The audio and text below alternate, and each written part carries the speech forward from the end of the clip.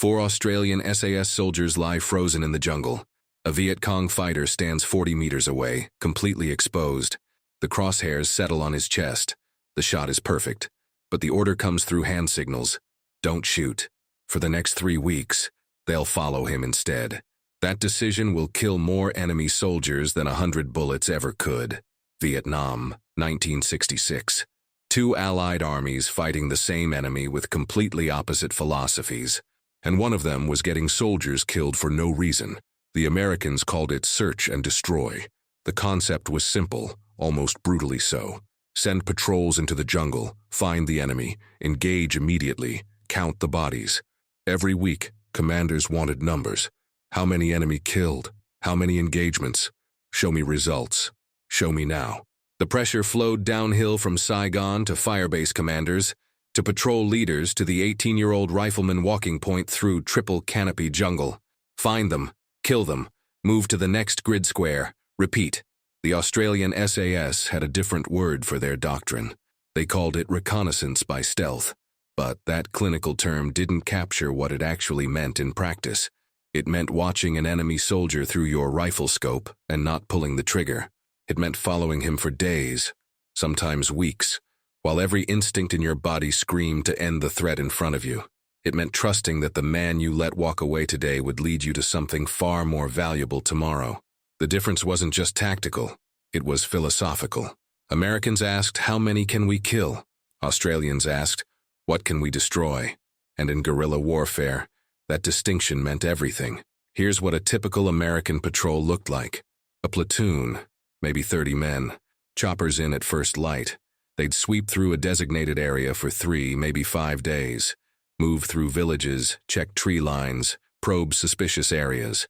When they made contact, the standard response was overwhelming firepower. Call in gunships, call in artillery, flatten the area, then count the bodies and radio it back to headquarters. Mission success was measured in corpses. The numbers looked impressive on paper. Weekly tallies showed hundreds of enemy killed. Commanders loved it. Politicians back home loved it. There was something tangible about a body count, something that looked like progress. But there was a problem. The same villages kept needing to be cleared. The same trails kept getting used. The same supply routes kept operating. They were killing soldiers, but the organization kept functioning. Now here's what an Australian patrol looked like. 4 men, sometimes 6, inserted by helicopter into remote jungle, often at night. No large sweeps, no aggressive patrolling. They'd move slowly, deliberately, sometimes covering less than a kilometer in a full day. They'd find a position with good visibility and fields of fire. Then they'd wait and watch and listen for days. When they spotted enemy movement, the procedure was counterintuitive to everything most soldiers were trained to do. Track, observe, map, report. Notice the word that's missing? Engage. That came later, much later, after intelligence was gathered, after patterns were established, after the complete picture emerged. The Australian philosophy recognized something fundamental about insurgency warfare. A Viet Cong soldier was just a person. Kill him, and the VC would recruit another one within weeks, maybe days. But that soldier was also part of a system. He got orders from someone. He got supplies from somewhere. He slept in a bunker that was built and maintained by a network. He moved along routes that connected to larger infrastructure. He was a thread, and if you pulled it carefully enough, you could unravel the entire tapestry. That's what the 3-week hunt was really about. Day 1. An Australian SAS patrol, call sign 23 Alpha, is in deep jungle near the Phuoc Thai province. 4 men, led by a patrol commander with 2 tours already under his belt. They've been in position for 6 days with minimal contact. Standard reconnaissance mission. Map enemy movements, identify patterns, report back. Then, on a trail below their position, a lone VC soldier appears. He's moving carefully but not cautiously. He knows this area. This is his jungle. He's carrying an AK-47, a pack that looks heavy, probably supplies. The Australian point man has a clear sight picture. Center mass, maybe 70 meters. In the humidity and dense air, an easy shot. The patrol commander watches through binoculars. His hand signals are clear. Observe. Do not engage. The point man's finger comes off the trigger. They watch the VC soldier pass. They note his direction, his pace, the way he moves like someone following a familiar route. When he disappears into the jungle, they wait 30 minutes. Then they follow. This is where most soldiers would ask the obvious question. Why? You had the shot. You had the advantage. One less enemy fighter. Mission success. Radio it in. But the patrol commander is thinking 3 moves ahead. That soldier is going somewhere. He's coming from somewhere. He's part of something. And all of that is worth more than one body. Day 2 through 5. The tracking begins in earnest. The Australians don't follow directly behind. That's how you walk into an ambush. They parallel the route, staying 50 to 100 meters off the trail, moving through vegetation so thick it tears at equipment and skin. They're looking for patterns. What time does he move? Does he move alone? Does he stop anywhere? By day 3, patterns emerge. The VC soldier moves every other day, always in early morning. He's traveling a circuit. That pack he's carrying? Supplies. He's a logistics runner, and logistics runners don't work alone. They're part of a supply chain. Day 4 brings the first major discovery. The VC soldier meets with 2 others at a small clearing. Brief conversation, exchange of materials. The Australians are now tracking 3 targets, but still no shots fired. Still, the word is observe, because 3 logistics runners mean a supply cache, and a supply cache means a base, and a base means a headquarters element. The patrol commander radios back to base using burst transmission. Burst transmission is critical, a 1-second radio squirt that's nearly impossible to triangulate. The message is brief. 3 enemy personnel identified. Tracking continues. Request extended operational window. Command approves. They have supplies for another 2 weeks. The hunt continues. Week 2 begins with expanded surveillance. The 3 VC soldiers are now moving along more complex routes. One heads north, another east. The third circles back south. The Australian patrol has to make a choice. Which one do you follow? The patrol commander chooses the one heading north. He's carrying the most, moving the most deliberately.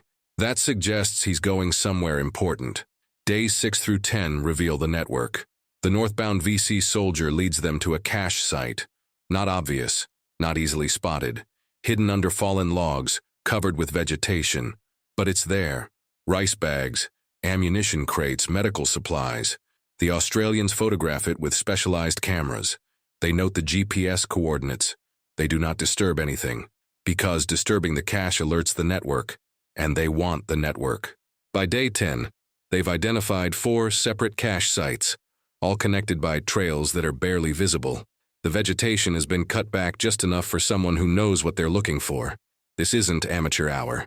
This is organized logistics, which means command structure, which means headquarters. The VC soldier they've been following meets with a different man, older, clearly senior. They talk for several minutes. The senior man points in different directions, giving instructions. The Australians take photographs. They're now looking at command elements. The patrol commander sends another burst transmission. Extensive network identified. Multiple cache sites. Command element probable. Request air reconnaissance and fire support coordination. Days 15 through 18 bring the complete picture. The trails all lead to a central area about 6 kilometers from the original contact point. It's a base camp, not temporary. Permanent structures, bunkers reinforced with logs, fighting positions, even a small training area. The Australians count at least 40 personnel, maybe more. This isn't a squad. This is a company-sized element. They establish an observation post on high ground overlooking the base. They spend 3 days just watching. Who's in charge? Where are the weapons stored? Where do they sleep? What are the approaches? Where would you position artillery? Where would you call in airstrikes? Every detail matters because this is no longer reconnaissance. This is target preparation. Day 21.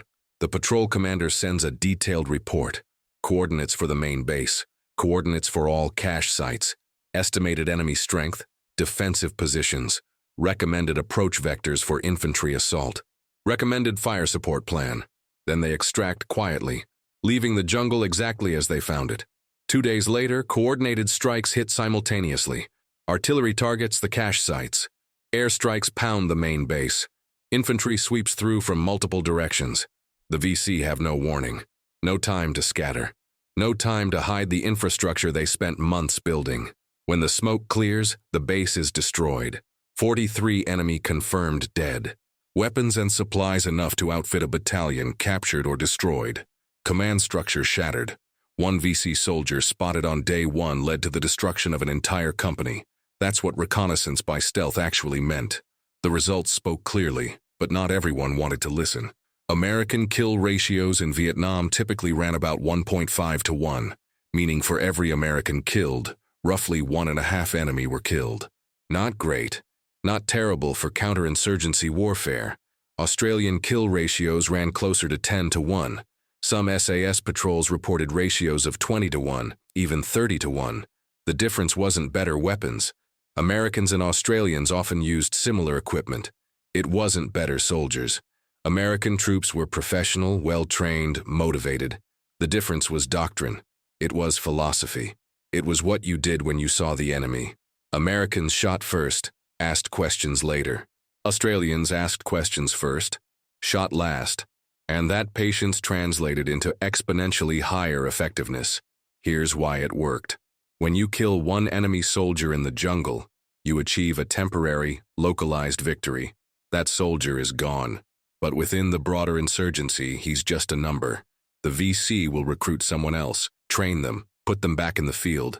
You're playing whack-a-mole with an enemy that has effectively unlimited manpower drawn from a population of millions. But when you track that soldier, follow him to his base, map his entire network, then destroy the base, the cache sites, and eliminate the command structure in one coordinated strike, you've accomplished something categorically different. You've disrupted operations for months. You've forced the enemy to rebuild from scratch. You've broken trust networks, because now the VC have to wonder who led the Australians to them. You've severed supply lines that took months to establish. You've eliminated experienced commanders who can't be easily replaced. One enemy observed is worth 50 enemies killed. That's not an exaggeration. That's mathematics. The strategic impact went beyond just numbers. Viet Cong units operating in areas with heavy Australian presence had to constantly relocate. They couldn't establish permanent infrastructure because they never knew when it would be destroyed. They couldn't trust their own supply runners because any one of them might be unknowingly leading Allied forces directly to their doorstep. The psychological impact was devastating. The VC could handle firefights. They could handle ambushes. What they couldn't handle was the paranoia of never knowing who was watching. American forces operating under search and destroy doctrine achieved different results. They'd clear an area, claim victory, count the bodies, then leave. Within weeks, the VC would return. Same villages, same trails, same bunkers. The infrastructure remained because it was never fully mapped, never completely destroyed. The Americans were treating symptoms while the Australians were curing the disease. But here's the frustrating part. American commanders knew this. Some of them, anyway. Reports from Australian advisors clearly outlined the effectiveness of reconnaissance by stealth. Some American units even began adopting similar tactics. But institutional momentum is a powerful thing. The American military machine was built around body counts. Commanders reported body counts to generals. Generals reported body counts to politicians. Politicians reported body counts to voters. We killed X number of enemy this week was simple, tangible, and politically useful. We spent 3 weeks tracking one enemy soldier who led us to destroy an entire network. Was complex, difficult to quantify, and didn't fit neatly into weekly briefings. So the pressure remained. Show me bodies, show me numbers. Show me results now, not next month, not after patient intelligence gathering. Now. There was also a cultural component. Americans, broadly speaking, favor action over patience. It's embedded in national character. Don't wait, do something, seize the initiative, make it happen. In many contexts, that's a strength. In counterinsurgency warfare, it's often a fatal flaw. The VC weren't going to be defeated by aggressive action. They were going to be defeated by patient intelligence gathering and systematic dismantling of their infrastructure. The Australians understood this because they'd learned it the hard way in the Malayan emergency 15 years earlier. Same jungle, same insurgency tactics, same need for patience and intelligence. They'd developed reconnaissance by stealth doctrine specifically for this environment. They knew what worked and what didn't. And critically, they were willing to do what worked even when it felt counterintuitive. Think about the psychological difficulty of what those 4 SAS soldiers did. You're in hostile territory, deep jungle, days away from support. You see an enemy soldier. You have the training to kill him, you have the weapon to kill him. You have the legal authority and moral justification to kill him. He's an enemy combatant in a war zone. Every instinct, every bit of training, every survival mechanism in your brain is screaming at you to eliminate the threat. And you don't shoot. You watch him walk away.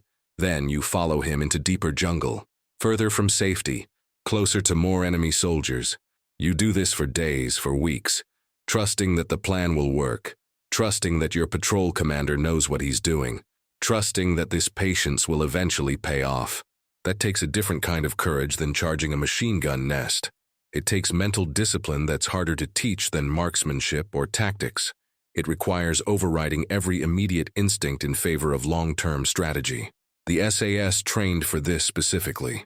Scenarios where the correct answer was not to engage.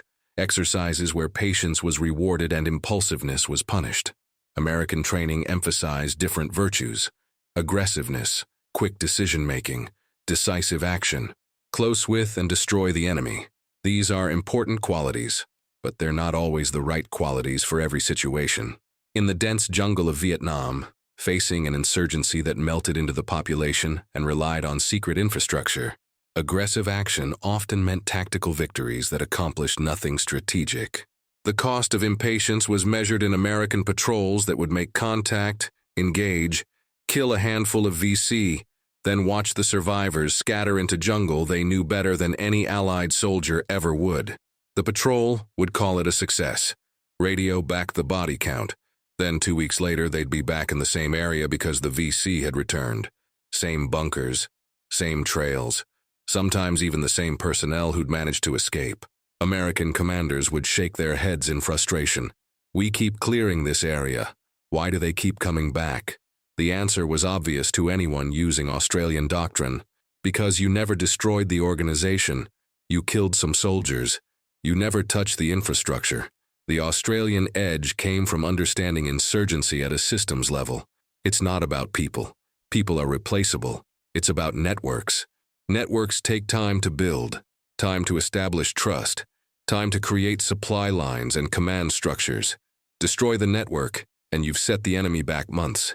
Kill a soldier, and you've set them back days. Modern military doctrine has absorbed this lesson. Special operations forces worldwide now emphasize intelligence gathering, pattern analysis, and network disruption. The kill or capture missions that make headlines are almost always preceded by weeks or months of surveillance. Find the target, map their network, understand their organization, then strike in a way that causes maximum disruption to the system. That doctrine was tested and proven in the jungles of Vietnam by Australian SAS patrols, who had the discipline to watch their enemies through rifle scopes and not pull the trigger. Eventually, some American units caught on. Individual commanders who saw Australian methods in action started implementing similar tactics. Small unit patrols, extended reconnaissance missions, emphasis on intelligence over immediate engagement, and when they did, their effectiveness increased. Casualties dropped, kill ratios improved, mission success rates went up. But these were exceptions, not the rule. The broader American strategy remained tied to search and destroy, to body counts, to metrics that looked good on paper, but didn't translate to strategic progress. By the time institutional change could have happened, the political will to continue the war was evaporating. The Tet Offensive in 1968 showed the American public that despite years of optimistic body counts, the enemy was still capable of launching massive, coordinated attacks across the entire country. Tactical superiority doesn't matter if your strategy is flawed. That's perhaps the hardest lesson of Vietnam. Australian SAS could achieve 30-to-1 kill ratios, could dismantle VC networks with surgical precision, could demonstrate conclusively that reconnaissance by stealth was more effective than search and destroy. None of it mattered at the strategic level because the war itself was being fought without clear political objectives. But the tactical lesson remained valid. The core insight that one enemy observed is more valuable than one enemy killed. That patience is a force multiplier. that destroying networks beats accumulating body counts. These principles transcend any particular war. They're fundamental truths about counterinsurgency warfare. The Viet Cong soldier who walked past those 4 Australian soldiers on day 1 had no idea he'd just been spotted. He continued his routine, moved his supplies, met with his contacts, returned to his base, did his job. For 3 weeks he went about his business completely unaware that every movement was being catalogued, every location mapped, every connection documented. Then one morning, artillery shells started landing. Aircraft screamed overhead. Infantry pushed through the jungle from 3 directions simultaneously. Within hours, everything he'd been part of building was destroyed. His command structure was shattered. His supply network was broken. His base was rubble. He was likely among the 43 confirmed dead. If he survived, he emerged into a completely disrupted organization that would take months to rebuild. His survival for 3 weeks cost the Viet Cong everything they'd established in that area. That's the paradox the Australian SAS understood perfectly. Sometimes the most lethal decision you can make is not to pull the trigger. Sometimes patience kills more enemy soldiers than bullets. Sometimes watching is more dangerous than shooting. The 4 Australian soldiers who let that VC fighter walk away on day 1 made the harder choice. Not the obvious choice. Not the instinctive choice. The harder choice. And that choice led directly to the destruction of an entire enemy company. In guerrilla warfare, in counterinsurgency, in any conflict where the enemy hides within a larger population and relies on secret infrastructure, this principle remains critical. You don't win by killing the most enemy soldiers. You win by destroying their ability to function as an organization. You win by dismantling their networks. You win by being patient enough to see the complete picture before you act. American doctrine eventually absorbed these lessons, though it took years and cost lives. Modern special operations forces now routinely conduct extended surveillance missions. Intelligence gathering is prioritized over immediate action. Network analysis guides targeting decisions. The Australian SAS methodology, proven in the jungles of Vietnam, became standard practice for counterterrorism and counterinsurgency operations worldwide. But in 1966, in the dense jungle of Phuoc Tuy province, it was revolutionary. 4 men with the discipline to watch instead of shoot. 3 weeks of patient tracking instead of immediate engagement. 1 VC soldier who became the thread that unraveled an entire tapestry. That's reconnaissance by stealth. That's why Australian SAS kill ratios were 10 times higher than American averages. That's why sometimes the deadliest weapon in a soldier's arsenal isn't his rifle. It's his patience. The crosshairs settle. The target is clear. The shot is perfect. And the order comes through, don't shoot, follow him instead. Because that 1 soldier you don't kill today might lead you to destroy 50 tomorrow. That's the calculation. That's the doctrine. That's how you fight an insurgency and actually win. If you found this story valuable, subscribe to the channel for more untold military history. Leave a like if you learned something new. And drop a comment. What other unconventional tactics should we cover next?